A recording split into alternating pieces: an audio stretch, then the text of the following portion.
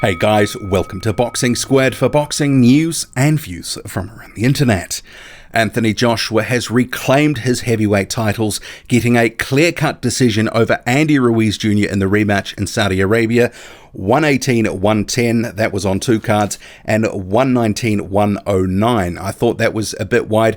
Personally, myself, I had it 116-112. There were a few swing rounds in there, but nevertheless, a clear-cut decision from Joshua, who boxed a very disciplined fight. I know it wasn't the sort of thriller and the sort of back-and-forth trading and action like some of the first fight that some people were expecting for the second fight, but this was a disciplined effort where Joshua really maximized his height and his reach. He made Andy Ruiz Jr. come to him. He was moving around the ring and he was doing it effectively, boxing from the outside, working the jab, the 1-2. He landed a number of notable right hands through the fight. This was not exactly a fight that'll go down as a classic because not a huge amount of action. Joshua often was shading rounds just through a couple of punches where it was more clean and effective work than Andy Ruiz Jr., who some rounds didn't really seem to get off much at all. Joshua was starving him of opportunities to get into the fight. And there was a lot of talk ahead of the fight. Would Joshua be able to maintain a disciplined effort, boxing from the outside and moving?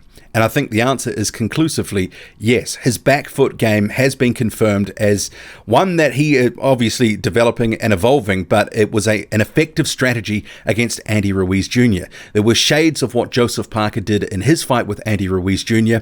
Joshua, though, I think was a little bit more effective, but he's a bigger guy than Joseph Parker, a much bigger reach. So he was able to dip in with jabs, overhand rights and such, and he was clipping Ruiz pretty consistently. Not a huge amount of punches every round, but there were some very good moments for Joshua in this fight. Ruiz Jr., it was more sort of few and far between in terms of the exchanges because he couldn't catch up with Joshua. Unable to cut the ring off, he was following him around, and there seemed to be at least a lack of urgency that I saw in this fight, and it only was in the final couple of rounds Ruiz realized this is really slipping away here, and there was a good round for him. I think it was round 9, or was it round 8? He had a big round and he landed a number of notable shots, and that sort of came at a time when Joshua went away from his disciplined game plan and started to work more closely to Andy Ruiz Jr. mid-range to inside, and that was when Ruiz Jr. had his spots of success in this fight. Those were his biggest moments when he was able to really let his hands go, and he caught Joshua with a couple of shots and backed him up, and that was also the case in round 4 where Ruiz Jr. was able to clip Joshua with a few strong shots, and he looked a little bit hurt, but it was right at the end of the round.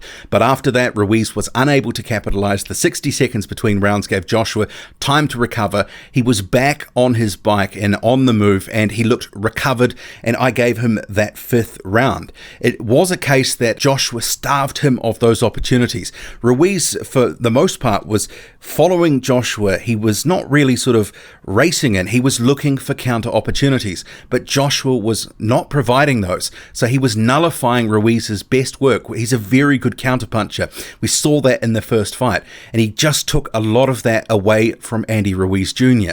And one of the things I said ahead of this fight, it might be wise for Anthony Joshua to sort of put away some of the hooks. You don't want to hook with a hooker that is good as Andy Ruiz Jr. And for the most part, Anthony Joshua, he really did fight a very sort of safety first strategy, and the odd time where he did get into trouble, he was able to tie up. But overall, a very good performance by Joshua reclaims those titles. Not going to make everyone happy, and I guess Andy Ruiz Jr. probably going to rue some missed opportunities, cutting off the ring, not forcing the issue, and perhaps not aggressive enough in some of the rounds. There were a number of rounds, especially through the mid to late rounds, where you sort of thought that Joshua was maybe shading some of those, but Ruiz Jr. could have done more to maybe press the action. And when he did, say round 8, for example, he had some success. But it did come back to the bigger man with his height and his reach, boxing from the outside, made it a much more tougher fight the second time around for Andy Ruiz Jr. And I know some people will want to say that Andy Ruiz Jr. is the new Buster Douglas, but let's face it, this is far from the case. Ruiz Jr. was just outpointed here by a very disciplined game plan by a boxer who's obviously made the correct adjustments to deal with Ruiz's style. He wasn't at the mid-range where he normally favors. He didn't get into unnecessary trading too much in this fight. And we saw when he did look a little bit vulnerable and Ruiz was able to catch him. But for the most part, Joshua stuck to his knitting and got the job done. So Ruiz probably a little disappointed with his effort, probably thought that the scorecards were a bit wide, but overall the right man got the decision. So Joshua, the redemption story is complete. This will silence a lot of doubters, well, at least slow them down, because Anthony Joshua wasn't expected to be able to perform like he did in the manner that he did. Often accused of being a weightlifter who has stamina issues. You saw in there tonight, he was able to go the 12 rounds pretty easily enough. I do think that was in part helped by Andy Ruiz Jr. keeping it a low volume fight. Joshua wasn't necessarily made to work all that often. He sort of dictated it on his own terms, managing the range and obviously the pace of the fight. And I know that there was the whole bow down to my feet if I get the win that was set ahead of the fight by Joshua. I'm not expecting fans to do that. I do think that fans should give Joshua the due credit, because there are a number of fans that had come on board with Andy Ruiz Jr. and were adamant that he just had too much for Anthony Joshua, that Joshua would not be able to adapt, that he was a limited fighter. So if Andy Ruiz Jr. gets all the credit in the world for beating Joshua and becomes this big star who is unbeatable, we do need to give Joshua the due credit as well. Andy Ruiz Jr., a very good fighter. It's a very good win. So I hope people can be even with their credit and how they treat the result of this fight. Not a classic, but it was still a disciplined and good performance by Joshua. And the what next? Well, that's interesting. We'll have to see what happens, whether it's the IBF mandatory Kubrat Pulev or the WBO mandatory Alexander Usyk. Maybe they'll work out a deal for one or the other to go first, with the other after that.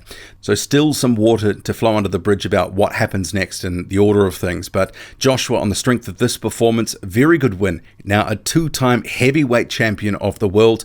And I guess what next for Andy Ruiz Jr.? He doesn't have a rematch clause. I guess he's got some decent fights in-house with PBC that he could be launched straight into.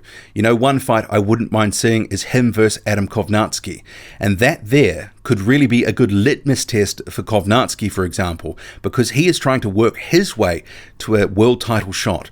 And that could happen in 2020, depending how things fall. And that's a fight where those two guys come forward, throw punches, like trading. You know, that could be fireworks. I wouldn't mind seeing that at all. But maybe he will have some time out of the ring now. He did have over a year out last time after he lost to Joseph Parker, his first loss of his career. But I do hope he stays active. He didn't embarrass himself, and he can be involved in some big fights in the heavyweight division. We'll have to see where things go. But what did you make of it all? Drop a comment, loud and often. Hit like, hit subscribe. Follow me on Twitter, boxing_squared. I'm out.